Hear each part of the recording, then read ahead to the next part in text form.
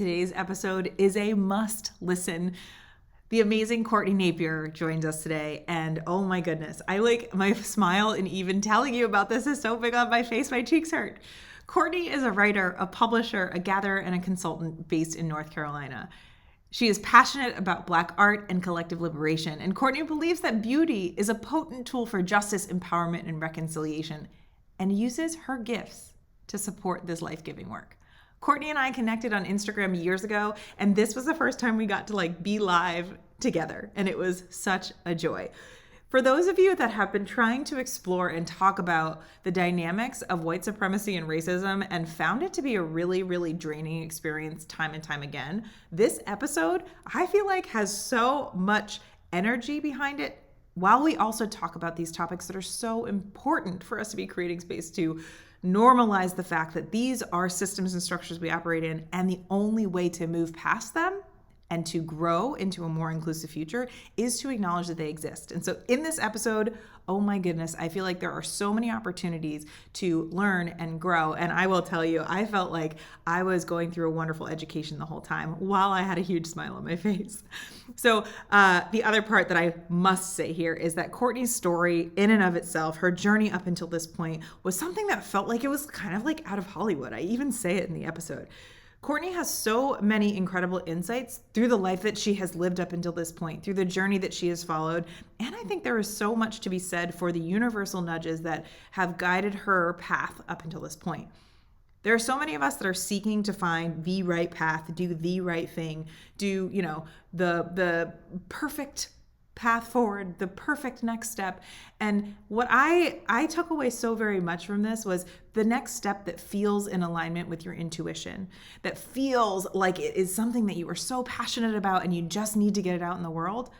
That is what is the right next step for you. And so much of Courtney's story just reiterated that over and over again. And even as we shine a light and breathe life into these incredible women based in North Carolina that have created so much history that we are now able to continue to move forward, that same sentiment came through over and over and over again. And so I hope that you get as much out of this episode as I did in it, because I am still buzzing from the conversation we had. Without further ado, here is Courtney Napier.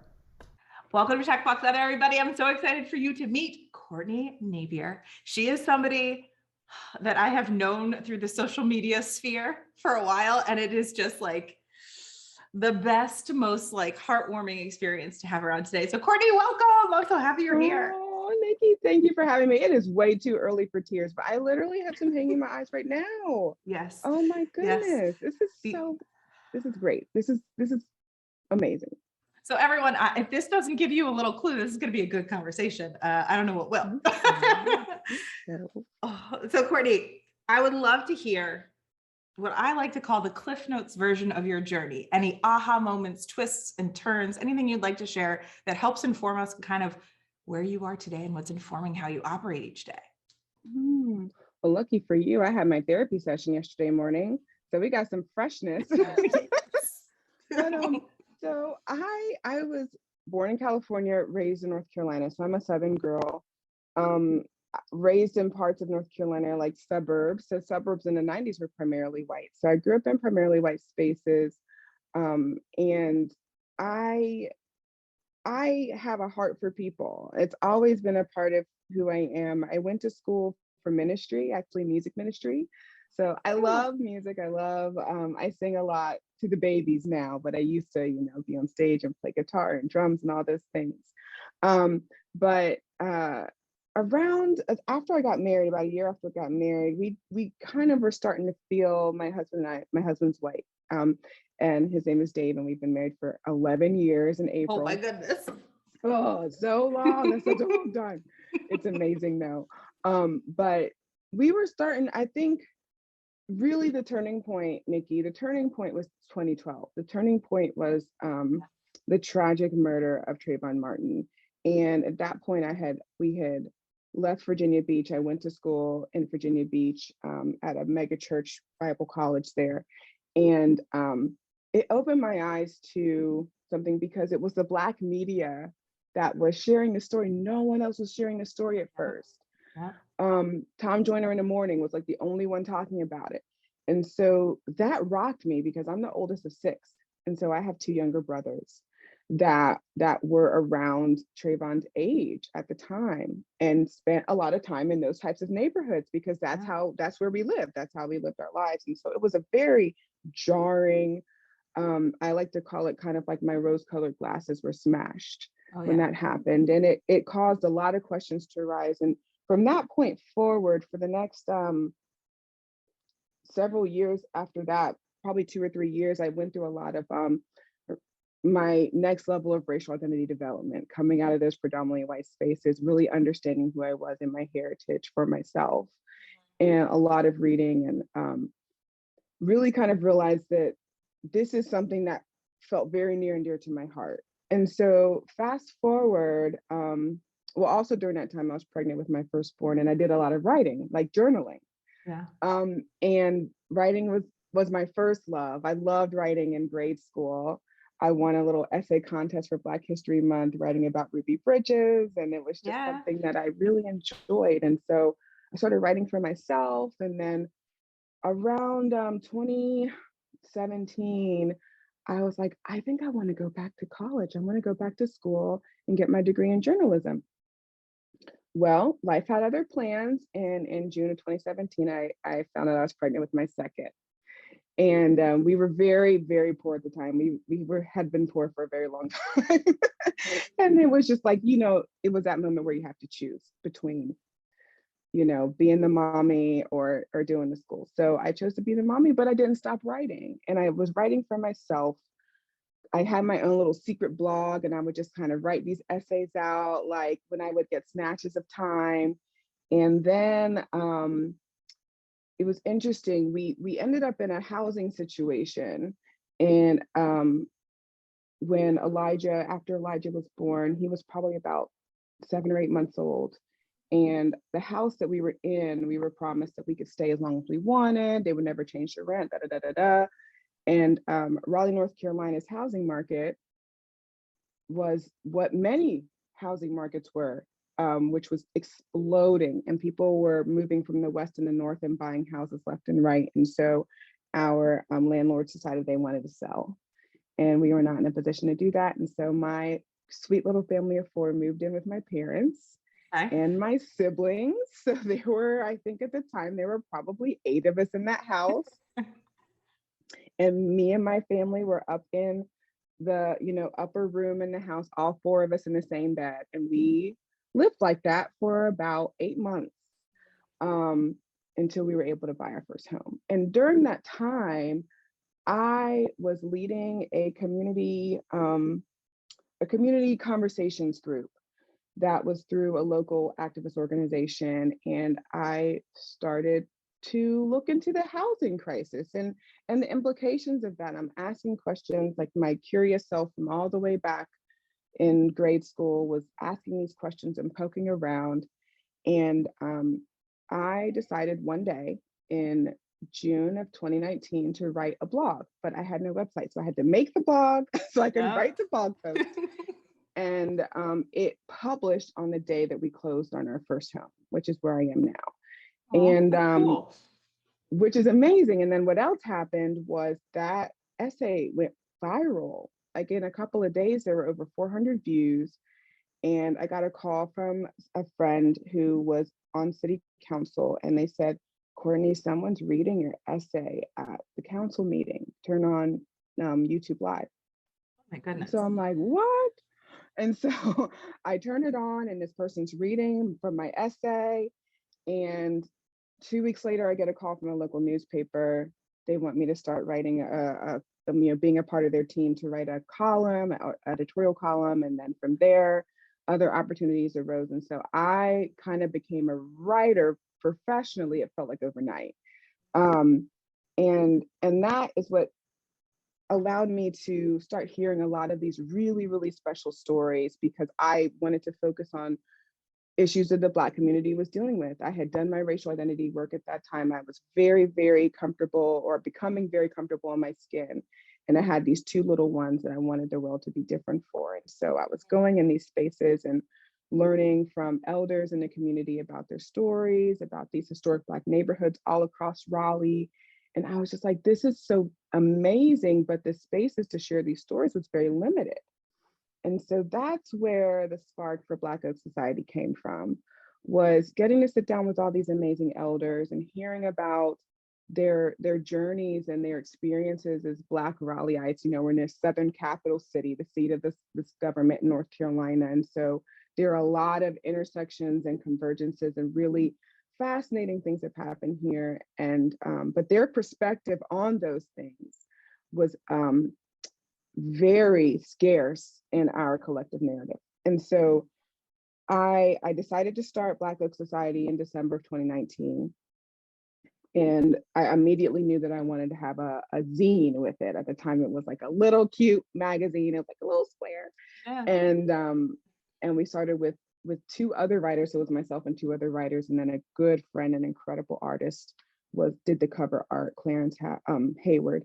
And we put that out.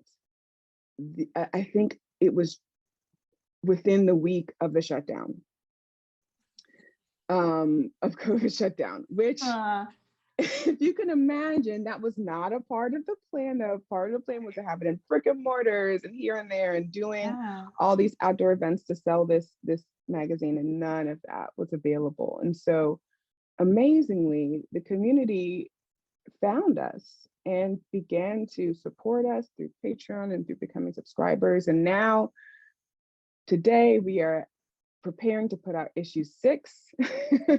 Yeah. And it has been a massive success.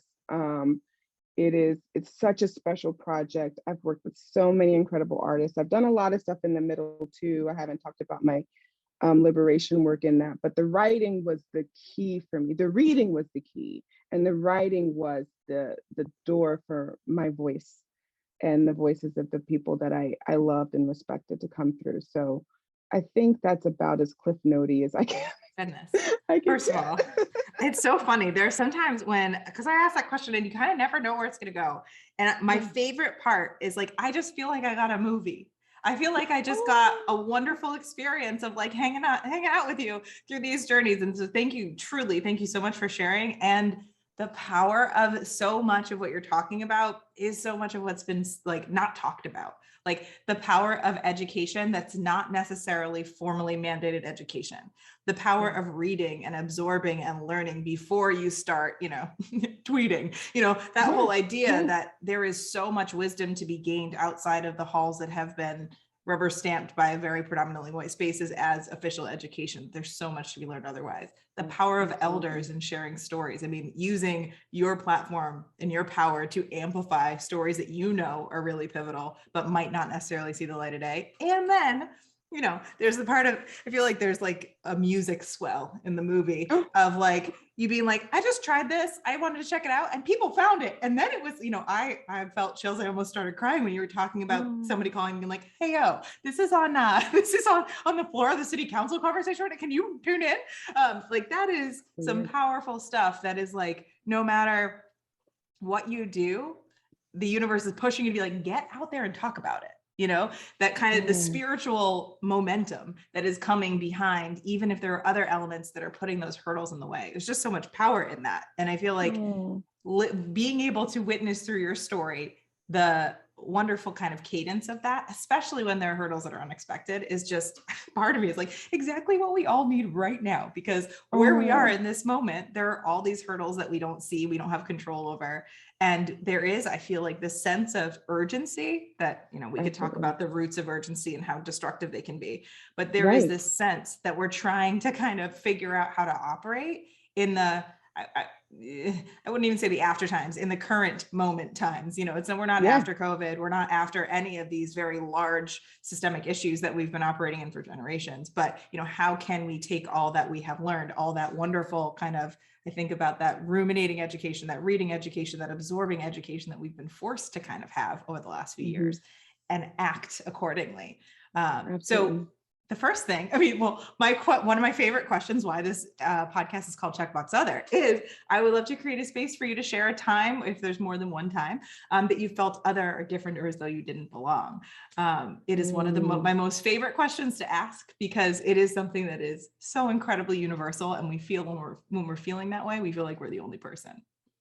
Yeah. So when I saw that question, I was like, wow, it feels like it was most of my life. And it was most of my life because, as I said, we were a Black family. We grew up in a predominantly white world. So our church, the schools, even some of our, more intimate, my family was in Amway for a long time. So in that world, and so, yes, we always stuck out like a sore thumb. But other interesting thing about my upbringing is that we were, very middle class. And so being a middle class Black family is this compounded otherness, because, for instance, in North Carolina, I'm sure other places too, we have something called magnet schools. And the purpose of a magnet school was to put a school in a community that was lower income. And what it would do was attract wealthier, often whiter families to it because of the caliber of the school, while still being accessible to the lower income, often browner and Blacker community that was around it. And so that's the schools that I went to, but I was kind of like the white families because we lived in the suburbs. And so my parents, we would drive upwards of 30 minutes to get to these schools. And so my experience was very different from my experience was different from my Black peers, but my culture was different from my white peers, my skin color and that kind of thing. And so there was a lot of otherness in that mix too. And so, and that followed me throughout my life, because it's really funny how young adults can behave very similarly to elementary school children. And so and old adults too. Let's just talk and about old that. adults Yeah. and old adults. And so I'm just kind of like dealing with the same kind of like, you're an Oreo, you're, trying to act white, all these things from people throughout my life. And so, yeah, I did. And I learned to cope with that by following my father's advice at the time, which was to be a chameleon, right? So it's like, to mirror people's behaviors and really kind of conform to the spaces I was in. But I'm also a Leo. And so there's this other part of me that's like, I don't want to conform. I just want to like do me. And so there was always kind of a pull conflict there. I'm also queer, and it took me a long time to really find language for that and feel comfortable with that. And so that's another part of my identity that did put some, like, I felt distant from the folks around me who definitely saw straightness, heteronormativity was the only way, in my very Christian upbringing. So that was also kind of a piece of it. So yeah, I would say most of my life I felt othered. There's so many pieces of that are like, exactly, like I feel like when you're talking about how much these experiences and these learnings kind of mirror themselves through life, and they kind of evolve through life but show up again, and you're like, oh, okay, I know how to handle this because I've handled it before, but also it's a little bit of a different flavor of how I handle this. It is so interesting. I think the idea of that juxtaposition of like, I don't belong in this space that I live in, and I'm going to a space that the elements of who I am that don't belong there should belong here, but they don't either. And that feeling of like, there are layers of me that I have to only show certain people at certain times.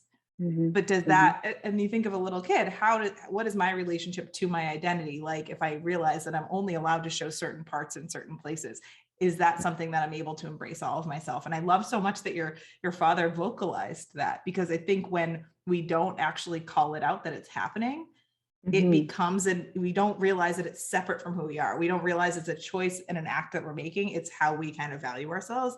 It felt so like growing up for me very similarly, in the sense that I was like, I feel like I always call myself a hybrid human. I'm really good at understanding where I connect with you and where I'm able to build bridges and where I'm able to make, a point made that might be difficult. I speak in a lot of metaphors because of that, I believe. But growing up in a predominantly white space, going to a predominantly white college, living in a predominantly white place of Boston. I use air quotes when I say liberal, predominantly white space, because we know that the reality of, subtle, unspoken, liberalized systemic oppression is very real. So it's so interesting to be embodying so much of who you are in these spaces that are like, we'll take this part and we'll take that part and we'll take this part. And as human beings, how much we evolve in our understanding of who we are in that process is like, I believe each and every one of us are having a version of that education, but to have it be so starkly set up with the systems around you to be like, I can feel and see the difference when I'm going from school to home to my spiritual life to, my home life now. Like, and as you're reflecting, okay, there's a lot of things that happen in elementary school that are just happening in different topics now as an adult. It's like, okay, I guess we didn't necessarily learn or they were young kids. Hold a second.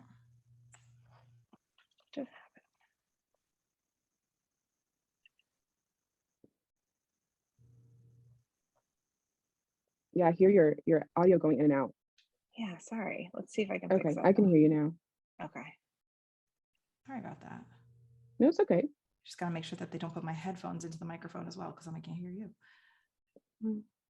Okay, sorry. This happens. I bring, I don't know.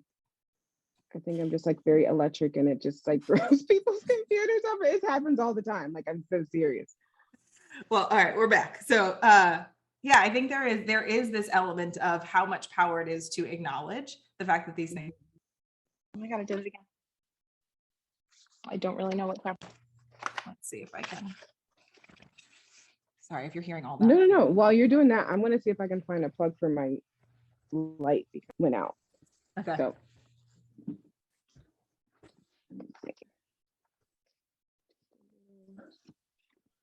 Lucky. Not that.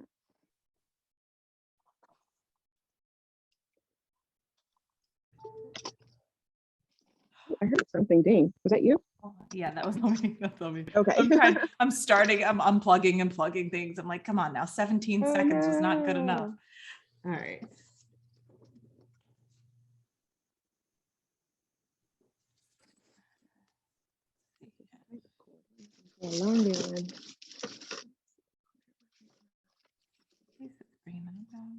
Okay. You let me know when you're good. Whew. Okay. Whoop. We find I need a connector now. Here we go.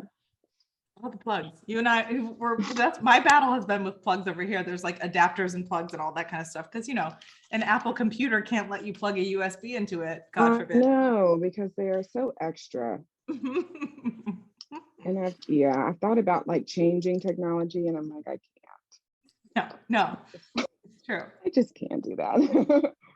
So, all right, this should work.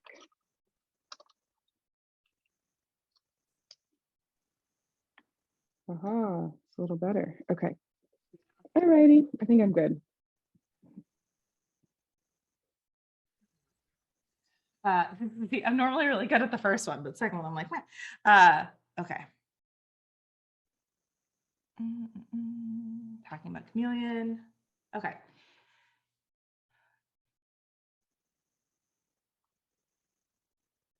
Trying to think of where I ended, where it would be an easy start for them to bring back in. So anyway, I'm trying to do editing in my brain, not the smart thing. Yeah, I was about to say, like, let the editors do the editing. Like, yeah. You're totally. Thank you.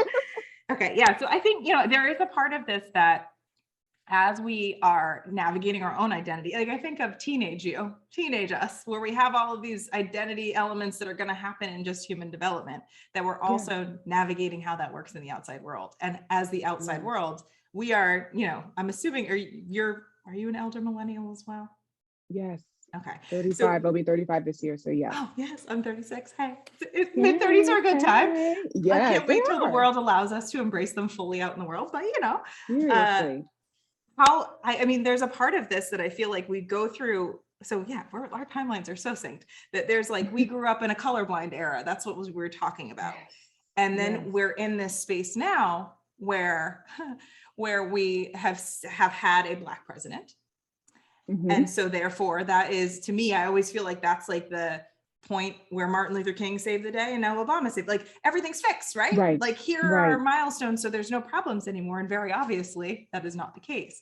And so how we operate and we navigate as mid 30-year-olds in our own identity and our own discovery in the last I'll say 5 years, and really the last 2 years from the national collective awareness. And so I think it's so powerful as your story kind of mapped to your own individual education and how that mirrored so much of what was happening outside of that kind of the four walls of wherever you were reading from, or, the pen to paper of the writing. The other part that resonated so significantly, and it's, Trayvon Martin, I mean, it's 10 years right now.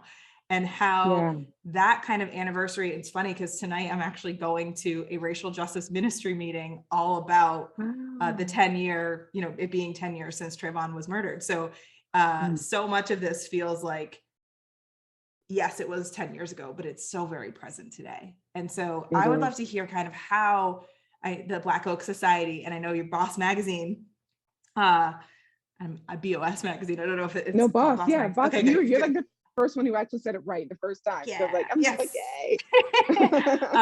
How that kind of, so it's the 6th edition. It comes out twice a year, right? Yes. And what I was looking at some of the past editions and the topic that I feel like are so important. And so how have you brought together kind of the power of the written word, the power of the microphone and storytelling, especially to stories that haven't been heard? And like, how is that kind of moving our conversations around our societal messaging and conditioning and systems, but also did it again. I'm just going to stay here. Okay. Oh no, I just I can hear you. I'm going to just take this. It's so annoying. I don't even know why it's happening. It might be a wire that's being yucky. And the thing is, I'm so excited to hear your answer to this. I know, I'm excited to give it. Can you please just stay with that light on and don't flicker? Okay. We are just abandoning my microphone because I don't really do with it. All right, we'll see how different this audio is. So let's do it as the microphone. Okay. Can you hear me? Okay? Oh, that sounds good. Yeah. Okay. Good. All right. Did I finish the question? I didn't, did I? Yeah. Start the question over. Okay. Just start Yeah.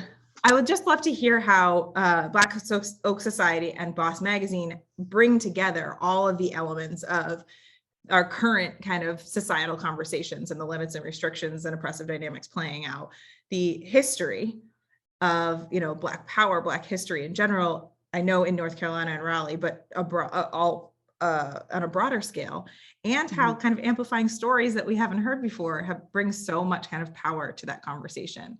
I have paid attention to, seen all the incredible topics that you're bringing to the forefront that I feel like are what I like to call whisper issues, things that we want to talk about, but you talk about full voice and then you start talking and you whisper to the person next to you instead, just so someone's head doesn't whip around and be like, what are you talking about? Right. But I love so much that you're creating so much space to have these conversations and to really ask people to do that level of education and exploration that you've talked about. So I would love to hear how Black Oak Society, I know you gave the progression of how it came to be, but how, do you think about the topics, the stories, and how has that amplification shifted and changed the community around it? Oh, that is such a good question. I am going to pause really quick because I just heard my headphones give me the, we're low on battery because, this is how it is today. So I'm just going to go ahead and switch before we even have any. So funny. So funny. I mean, I've just come to expect it. It's me, Nikki. You can just at the end of the day, you can just say, because you're never going to deal with this again. Every single one of your guests is No. perfect. And so, there's supposed to be a bit of a Mercury retrograde vibe at some point this week that like comes in one day. Maybe it's today. maybe it's today. Maybe it's today. Probably. But you can hear me okay? I can hear you great. Yeah. Okay, great. Okay, so that is such a brilliant question. And I had the privilege of seeing it come to life because the thrust was always like a past, present, future kind of vibe. Our first topic was Chavis Park, which was called the Negro Park. It was literally built in the era of like the 30s when they were doing a lot of investment into public works. And there's a amusement park in Raleigh that was built previously. And in order for them to feel okay about segregation, the leaders of the day said, we need a park for Black people. And I just think that's really interesting. But anyway, so we told that story, but at the time there was a fight to have it rehabilitated, because in the 60s after integration, the city let it deteriorate. And so there was kind of a past, present, and future thing that happened there, which was really cool. But what happened with our second issue is that it came out after the uprising, the Black Lives Matter protest uprising after George Floyd's murder. And so the theme for that was Black business. And it was actually called Black Main Street, which is East Hargett Street in downtown Raleigh was considered Black Main Street, as opposed to Wall Street, which was in Durham, because that was the financial center. But this was like the more kind of like blue collar and skilled worker area. And so that's what we had. And what came out of creating that magazine was not just East Hargett Street being an economic center for the Black community, but also this was the place where marches happened. This was the place where protests happened throughout, even after emancipation. After emancipation on New Year's Day, there was a march, and there was a parade there every year to celebrate emancipation, because a lot of other Black communities don't necessarily celebrate Juneteenth, because that's more of a Texan tradition. Most other communities knew of their emancipation around the first of the year. And so that's what was there. And so we were able to kind of like layer in, as these protests were happening down this historic corridor for the rights of Black people, the art that we received and the poetry and even some of the written pieces really reflected that idea of the ownership of that place. So we owned storefronts, we owned spaces, we owned churches in that space. And so we were able to define it at will. We were able to not just make money there, we were able to entertain and be entertained there. We were able to worship there. We were able to relax in leisure there. And we were able to make our voices heard in protest all in this space. And so that was such a magical experience putting that magazine together. And it really opened up for me the possibilities of picking these topics and just allowing the moment to define what that topic would mean on a larger scale, if that makes sense. Sure. And so it just kept happening, issue after issue. And it's just such a beautiful thing to see, because that's how we emote. I feel like Black people, and I'm talking in general terms, have to be a lot more present. And I believe it's a cultural kind of feature for us to be a lot more reflective. And so we're kind of like looking at our day-to-day issues and the larger issues happening in our communities and in the wider world through this historic lens. And it really And so our storytelling is just so dynamic in that way, because everything feels like it reverberates in both directions, into the future and into the past. And that came out in all the art. All the art that I've received has that sense of reverberation in it. And that's what makes, I believe, Boss Magazine so dynamic. I love that so very much. There's so many things that are like sparking in my brain as you're saying this. I feel like there is such a powerful element to this that is, you know, if you've been historically excluded from traditional history, you have this pull, this draw, and this necessity to ensure that the stories are passed from past to present to future. And the hopes and the goals and the views and the visions for the future are acknowledged in the present and have the ability to kind of permeate and ripple out. Because if you haven't historically, or even in present times, been given the opportunity for your voice, your story, your ideas, your reflections, your potential paths forward to be amplified on a larger level, you've got to keep working to make that happen. You know, it's really funny.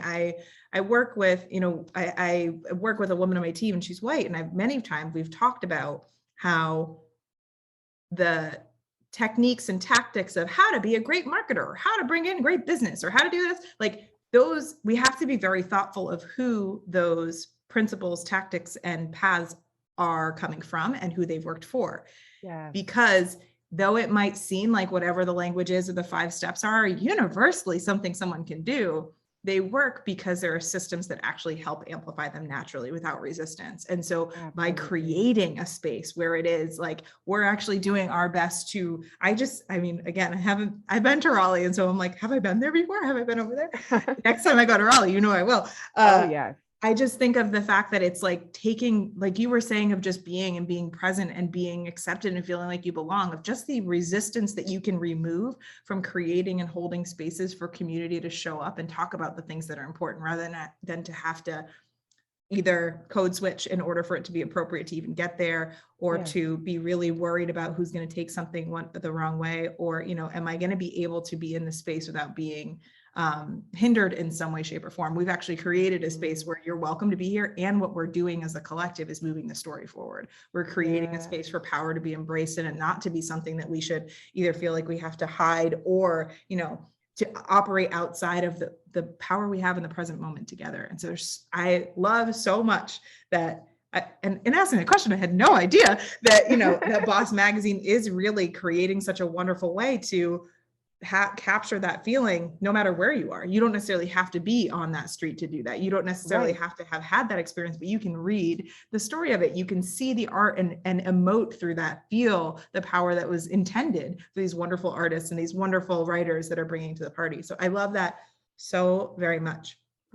Can you talk a little bit about, I'm realizing now I probably should have done at least a little Wikipedia or something about kind of the history of Raleigh, because you had mentioned, capital, there's so much kind of power and history in, especially with Black history. Can you talk a little bit about like the importance of, or kind of maybe key points and elements of why Raleigh? Because I've noticed in doing this work around, specifically around the intersection of women and Black folks, the power of Black women, and the people whose voices I'm hearing the most, who are having conversations. I'm like, wait, why is that not happening? The amount of people that are in Raleigh, North Carolina, I'm like, is there something special about Raleigh that I need to be there? Something in the water. There's something in the water out here.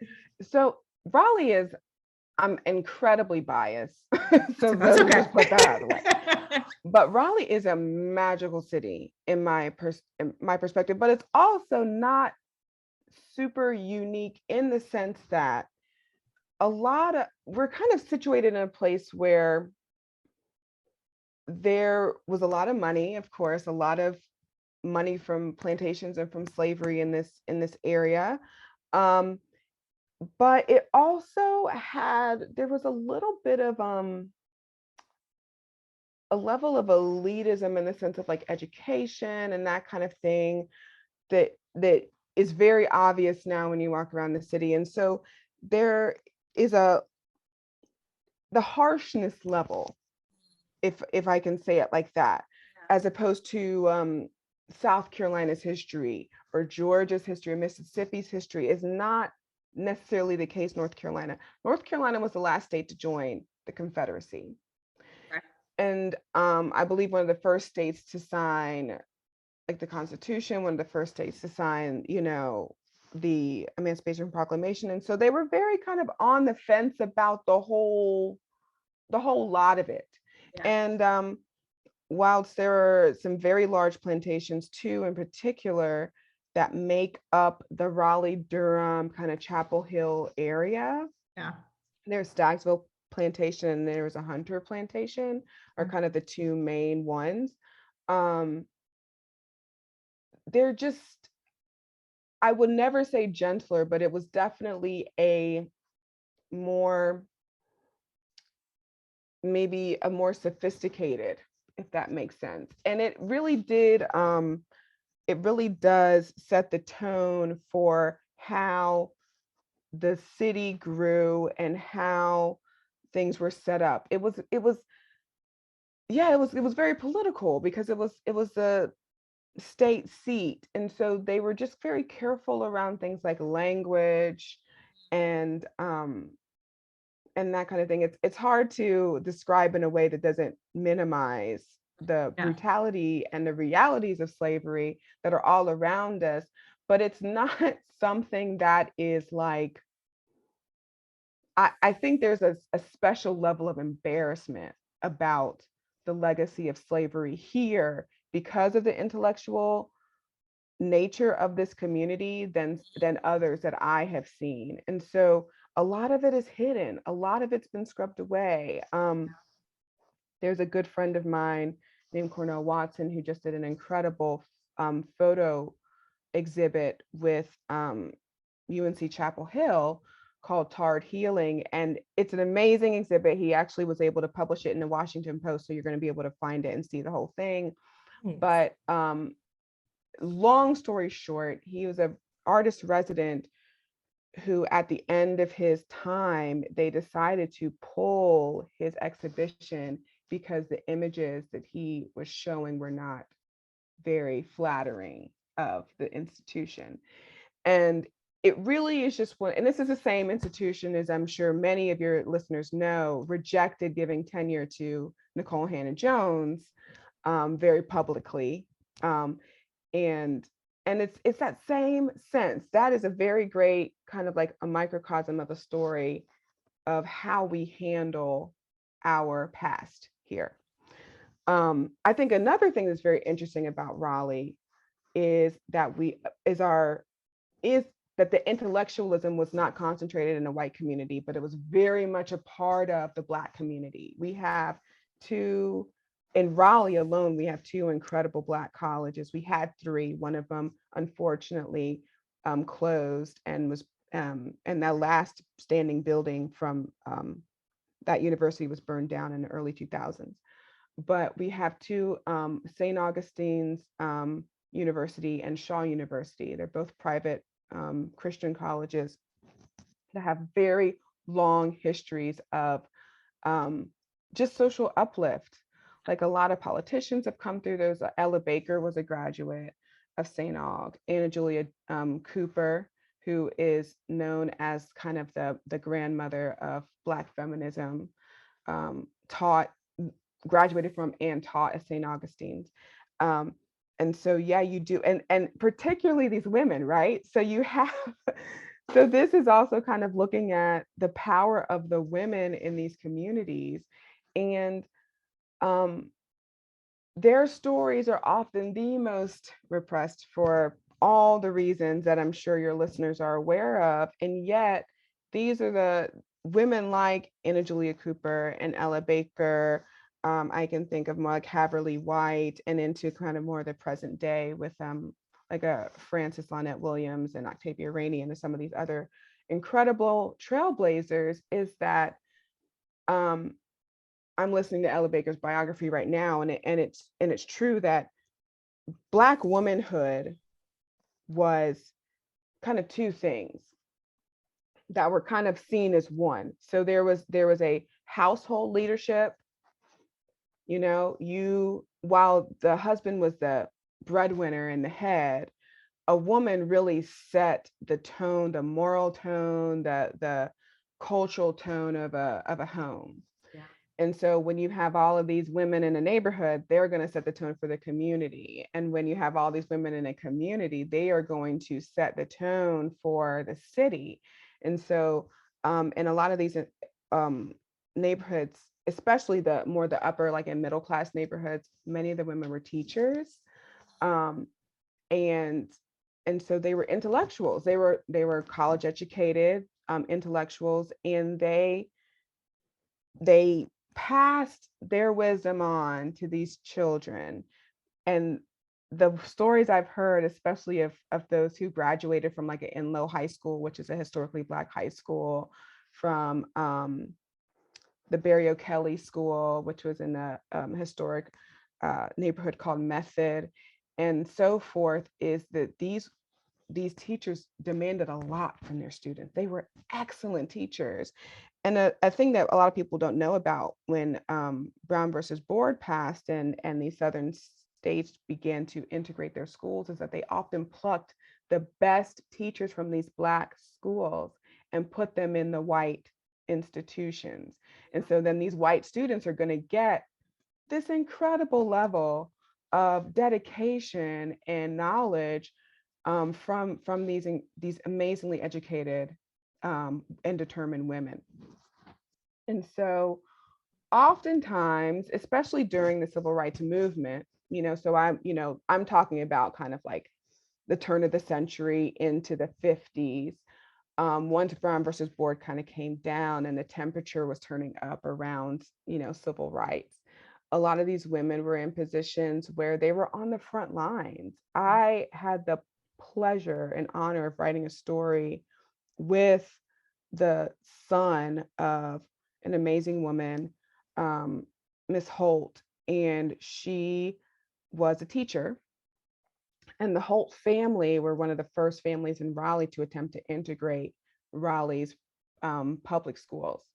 Right. And they faced a lot of scrutiny, but she as a teacher, one of the stories that he told was that his mother was supposed to meet him downtown to go school shopping. So he was getting ready to go school shopping. And when she finally came to see him, he could tell that something was wrong right away. And he's asking his mom what was wrong.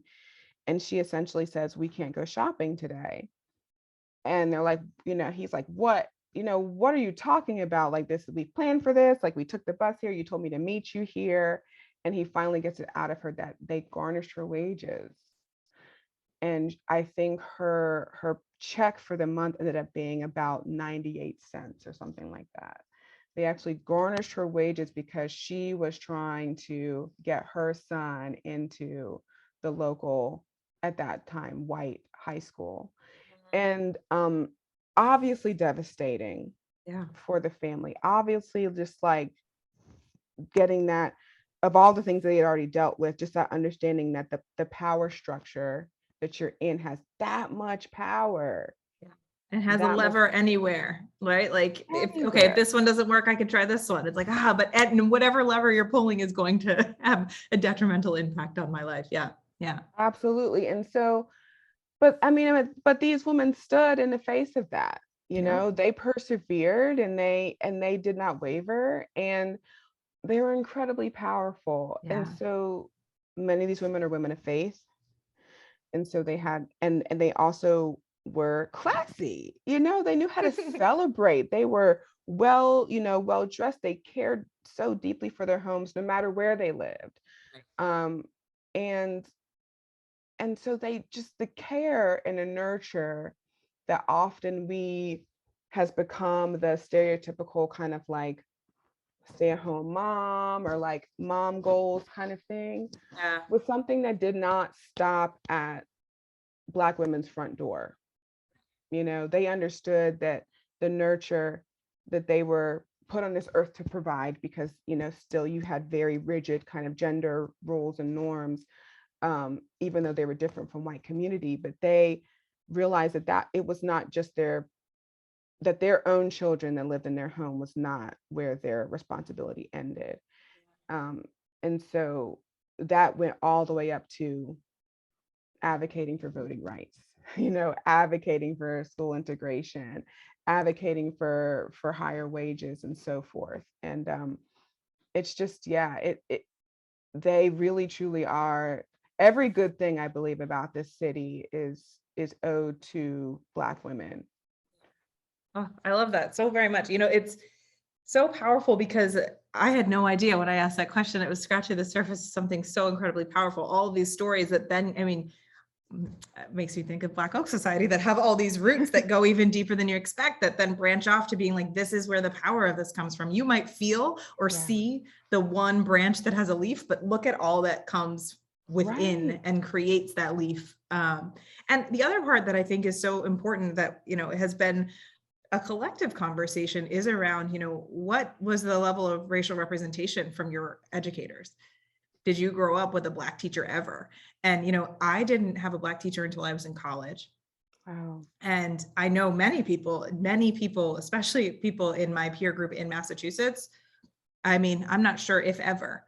And the power to have a teacher that is not just an incredibly intellectual powerhouse, but to be these women that have so much that you're bringing to the party, that are bringing kind of these revolutionary ideals that are coming through in just showing up and being. It's not about necessarily having to educate you and convince you. It's, I'm going to show up in the fullness of my power, and you will learn from that experience. And also, here, I'll teach you some other stuff, but by you bearing witness to who I am and how I'm stepping into the power of my life right now has such a wonderful reverberating impact. Because I can hear, even as you're talking about the kind of foundation of what Raleigh is now, so much of that is that representation that was passed to that generation of kids that were then like, oh, of course.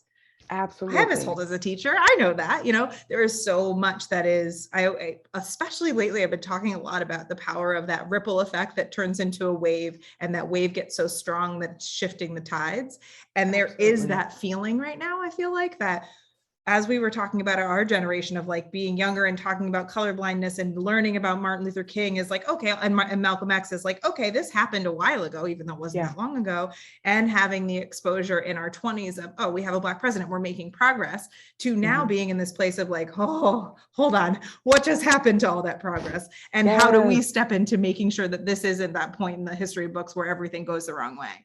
And so how much power there is in stepping into, because I feel like a lot of times, and I'm so excited to talk to you about this too, a lot of times when I'm holding and facilitating spaces talking about with the racial dynamics in our society, for sure, and especially with white folks, what white allyship looks like, oftentimes it's this pull between I feel like I have the control over everything. So whatever I do has this huge impact. So every move that I make, if I make a mistake, I'm going to ruin everything. So I'm not going to do anything at all. So I have the ultimate control. Or on the other side, this is so much bigger than me. This has been going on for so long. I cannot do anything. So it's futile. And so it's like this swing on the pendulum between those two things. When in reality, the opportunity is, how can I step into kind of that next room in a better, more inclusive state than I was in the last one? And so I'd love to hear your experience. I know that you've been doing a lot of workshops around allyship and really just creating spaces to have these conversations about the present day awakening of the last couple of years, but also kind of our societal shifts and changes that are happening real time. So how has that what kind of trends, or even just like, what things do you wish more people knew that either are coming out of that, or reactions that are common that are like, here's just a way to think about that or reframe it? Yeah, so I think the biggest thing that I saw happening when everyone's eyes kind of became open to racism again, I guess, I think the thing that really made me curious was the flock towards understanding more about Black people and the Black experience, which is in many ways great. Like, obviously people were basically saying, I don't know. There's a lot I don't know. Yeah. And there's a lot more than I don't know than I realized before. And so I want to learn. I want to learn about Black people. I want to learn about their experience and everything they've gone through. And that's great. The detriment for my place, and this kind of clicked for me after, I think it was the murder of Daunte Wright. that's kind of when I was just like, okay, we need a different approach here. This is like, we can't have this happen. We can't keep being in this space. I don't want to get into a space of despair. But obviously, even at that point in time, there was the momentum had definitely slowed quite a bit. Sure. And so I was like, what is this? And what I realized is white folks began in a, maybe not in the most useful of places, because their goal was to learn about us, but what I think we needed and we continue to need is for them to understand themselves. Because the thing about being racialized as white is you're racialized as standard, and so you're almost racialized as like, invisible is not the word, but inconsequential. Yeah. That the problems, the larger collective problems that we have, you don't really have anything to do with, because you're an individual. And you only affect your individual life, and these other things are often affected by the individuals that are being most impacted by them, or by some invisible hand that they don't have anything to do with. Yeah. And so tackling white identity, understanding it, and in my perspective, because I have really big feelings around the idea of like eradicating an identity, I think that's not anybody's call. Yeah. So the idea of like dismantling whiteness or destroying whiteness or something like that is not for me, which I'm currently studying sociology right now. That's like my path at this point. And from that perspective, that's like, you can't undo it. Does that make sense? Yeah. It's like people are who they are. So to say like destroy it, it's kind of a weird like message. But I think when white folks can see it, which I think is the first step, that they have been racialized into a culture, to see that culture, to begin to understand that culture, then they can realize that these social constructs that we say in a very kind of flippant way, like we are society, like we are social, we are the social part of a social construct. And so therefore, if a society at a certain point of time constructed the identity to look this way, we, the current society, can construct it to look completely different. Sure. And so empowering white folks to understand that while this is the case, this is the culture that you are in right now. It does not have to remain that. Right. And and so that was kind of the foundation of what Know Better, Do Better was about. Yeah. Really, it was about knowing yourself, knowing your heritage. As a white person, you have been living in a binary, right? Like you can either be white, or you can be like some other thing that you make up to not associate with what whiteness is. And neither of those things are helpful, because you can't undo what's been done. You can't run away from it. And also, you don't want to be a white supremacist. So you're not going to just like sit in it and just accept it as like, this is a reality. I'm better, you're worse, everything bad happening to you is your fault. That's kooky. And so you don't want that either. And so what I was like, let's take a look for this first step at what successful white allyship is looked at like throughout history. And we have a lot of examples of very successful dynamic white allyship, co-conspiratorship, whatever language you want to use around that. There are tomes of these incredible stories. And as I was reading and studying about this work, I realized that I thought my history was suppressed as a Black woman. There's a whole nother level of suppression of the stories of white allies, anti-racist allies throughout our American history. There are a couple that are just like, we can't ignore them, because they are just too big to ignore, like an Abraham Lincoln, even though it's very arguable as to whether he was anti-racist, but him emancipating the slaves is a big deal. And so we can't just like overlook that happened. It's But complicated, but that part was important. So let's but not that act like it part didn't was have a it. thing. It was a Yeah. big thing. It was a life-changing thing. And he's also such a great martyr story of like when someone sticks their neck out and does something like this, they will die. Mhm. And that myth, which is one of the parts of my workshop, is talking about these myths. That is a very powerful myth. Sure. Because we don't want to die. Right. White people don't want to die, but when you make it seem like it is a life or death decision to join in anti-racism work, that's a really great propaganda tool to keep people from leaving that shit alone. I'm sorry, I curse. I don't know if we can curse, but you can curse as much as you want here. okay, great. Yay. And so the first part of my workshop is called White Supremacy Fucks Us All. And it's really just talking about the pieces of that and how white people are just as confined and restricted, and their freedoms are being pulled away in different ways than other ethnicities and other races, of course, but it's still a situation where they are not free. And there's so much. You just like unlocked so much in my brain. So I feel like when I've talked to people about my kind of journey with my racial identity as well, because I do feel like it's an iterative journey.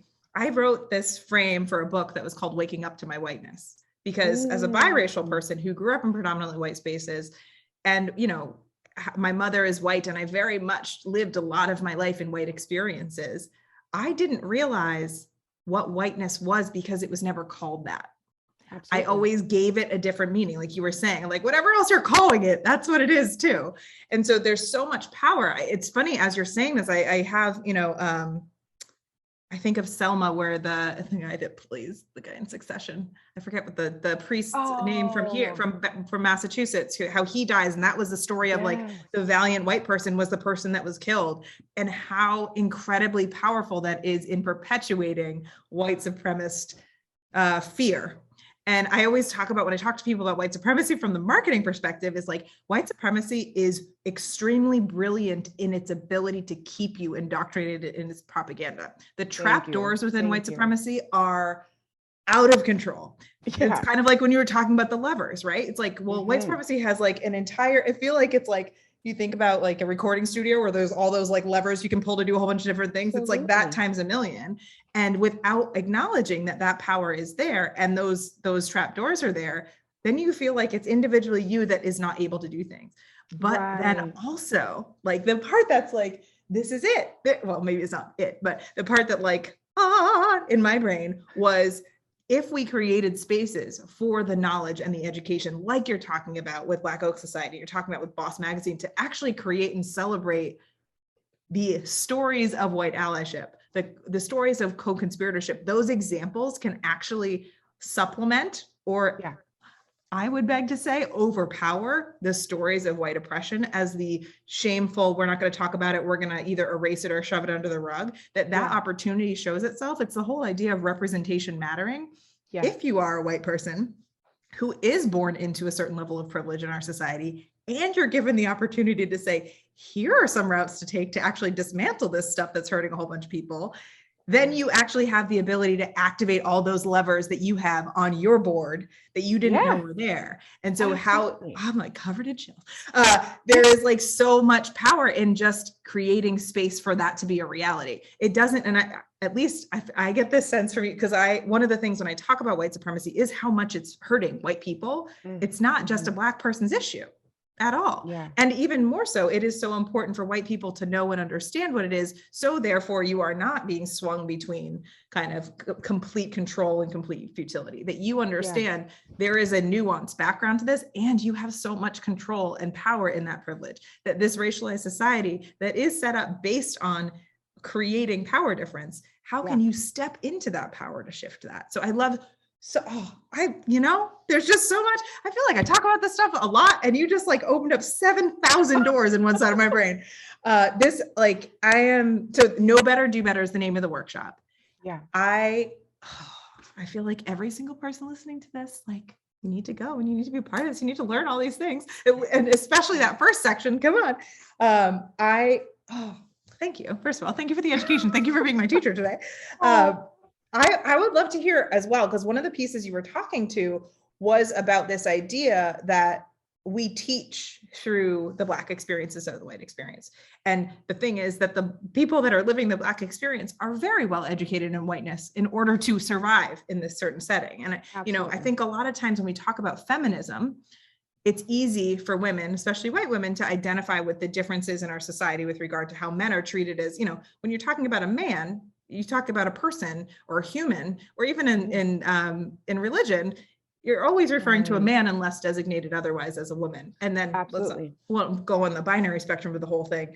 But, the idea that we have a very similar situation with regard to we're just going to normalize one thing and completely have to designate and separate out as other. Again, with the gender dynamics, 50% of our population. But as we think about race in this particular, in America, our population in 2030, more than 50% of our population is going to be non-white. So we're not in a minority majority situation. It's more about power. It's more about exclusion and inclusion. And so how we can actually activate that.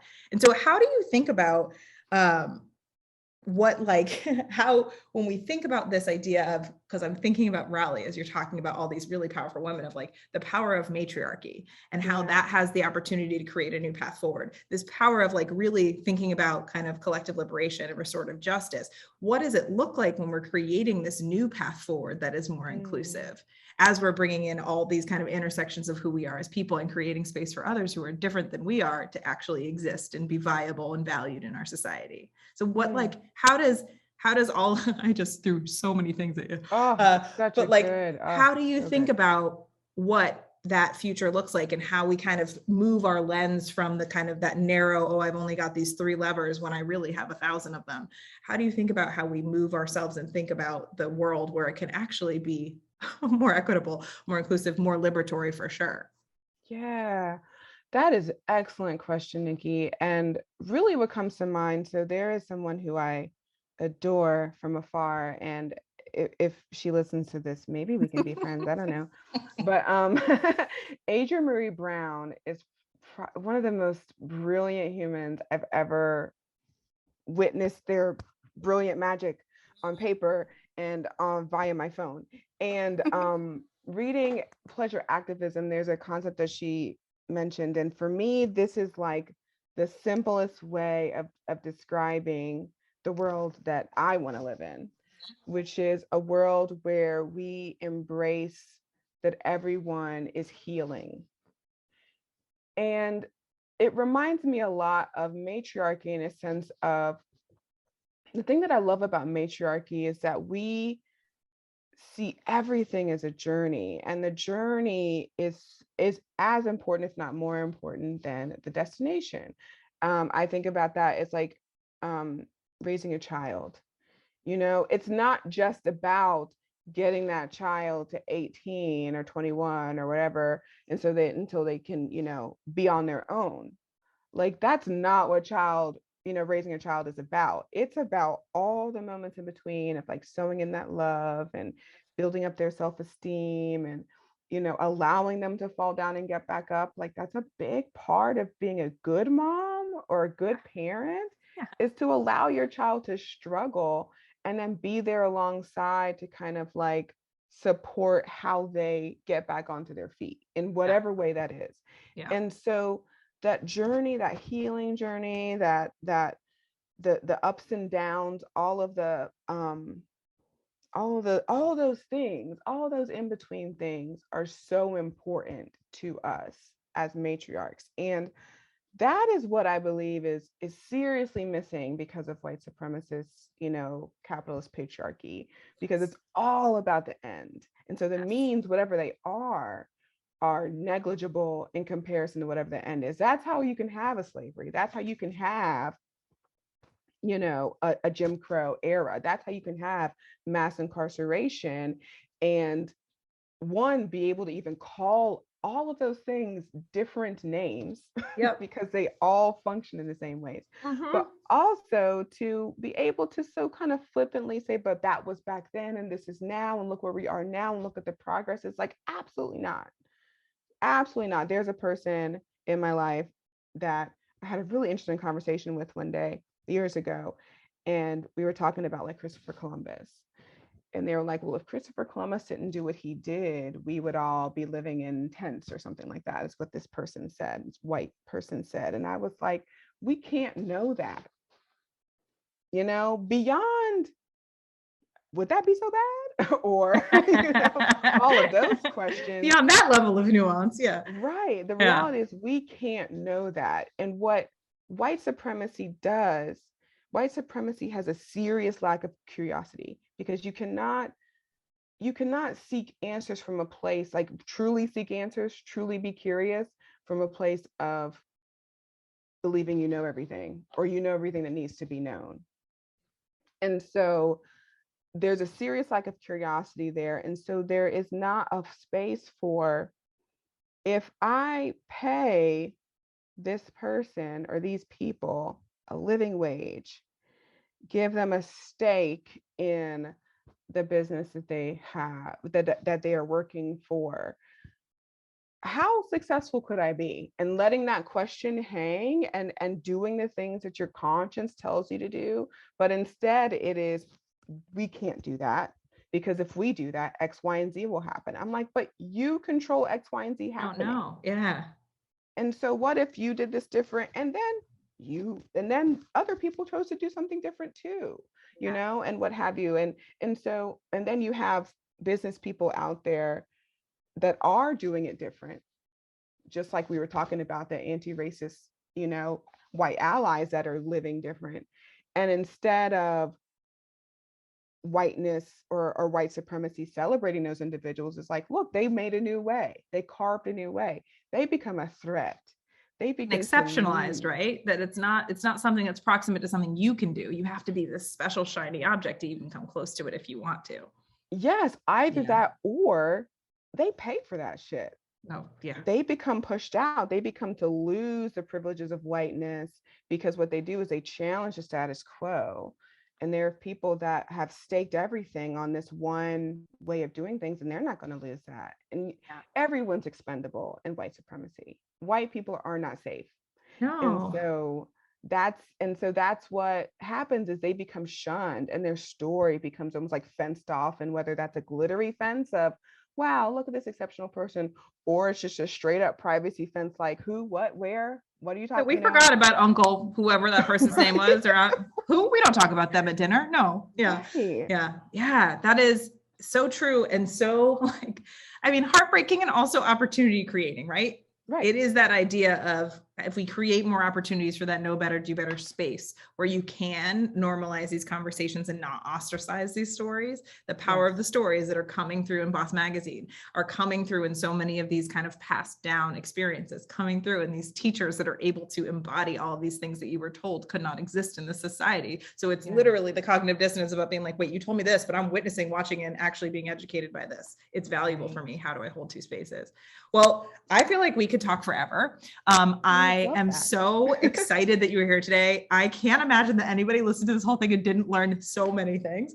I'm going to fangirl for 2 seconds. I am just so grateful for the work that you do and the person that you are, and that your journey led you to the fact that we got to be in this spot today. And thank gosh for my journey to bring me here, because this just feels like kismet on top of kismet on top of kismet. And so I will take it all day, every day.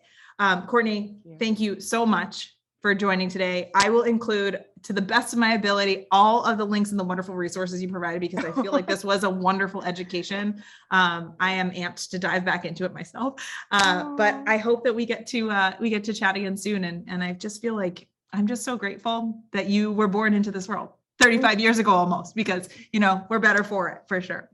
Same, Nikki. What you're doing is really powerful and special. And we need all of this. We need all of these voices. We need all of these spaces more and more. Like, there's one thing I've learned, is that we need to take up all the space we can.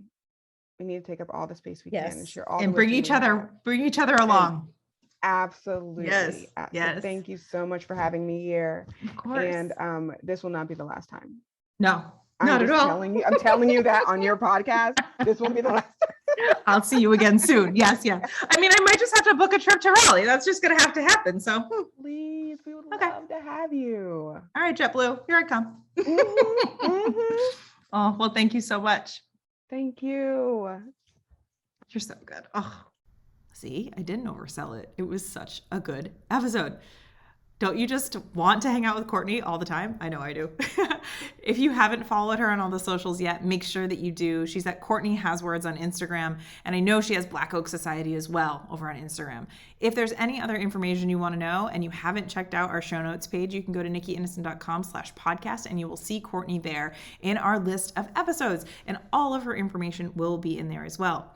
If you want to chat with us, definitely feel free to reach out. You can reach out via social media if you're connected to us in any way there, or you can go to nikkyinnocent.com/podcast again, and there's a button there for you to join the conversation. So I would love to hear from you. If you haven't rated or reviewed this podcast yet, definitely please do so, because it helps us inform how we want to move forward, what types of topics and types of guests you want us to bring, and really how you're feeling about it. It also helps us amplify this amazing work out to the world. So grateful for your time, for your ears and your energy today. It is something that is incredibly valuable to me to know that you are spending your time here. And so I am just so grateful for you for being part of our community. I wish you a wonderful day ahead, and we'll catch you on the next episode.